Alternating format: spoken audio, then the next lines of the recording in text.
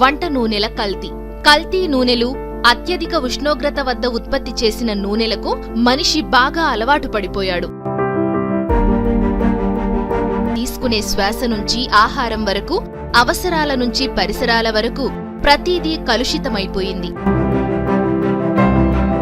పోషకాల్లేని ఏ ఆహారమైనా విషంతో సమానం. ఆ సాల్వెంటే మన హార్ట్ లో స్లోగా కొంతకాలానికి పేరుకుని కొలెస్ట్రాల్ అని తయారవుతుంది. వాస్తవానికి నూనెలు చిక్కగా ఉండాలి, పాలు పల్చగా ఉండాలి అంటుంటారు మన పెద్దలు. ఇది గుర్తుపెట్టుకోండి, ఇది డాక్టర్లు సృష్టించిన మాయ. కొలెస్ట్రాల్ అనేది ఏదీ లేదు. నూనెలైతే ఇటువైపు నుంచి చూస్తే అటువైపు మనిషి స్పష్టంగా కనిపించేంత పల్చగా ఉన్నవి వాడుతున్నాం. పాలు అమ్మేవాళ్ళ దగ్గరికి వెళ్ళి పాలు తీసుకోండి, నూనె అమ్మేవాళ్ళ దగ్గరికి వెళ్ళి తీసుకోండి, పర్వాలేదు. మీరు ఒక 10 నిమిషాలు కేటాయించండి. మీరు ఆ ఒళ్ళుని చూసి ఏదో అబ్బా బాగున్నాడు అనుకుంటారు. అది ఒళ్ళు కాదు, గుల్లది. చెక్క గానుగ నూనెలను వినియోగిద్దాం.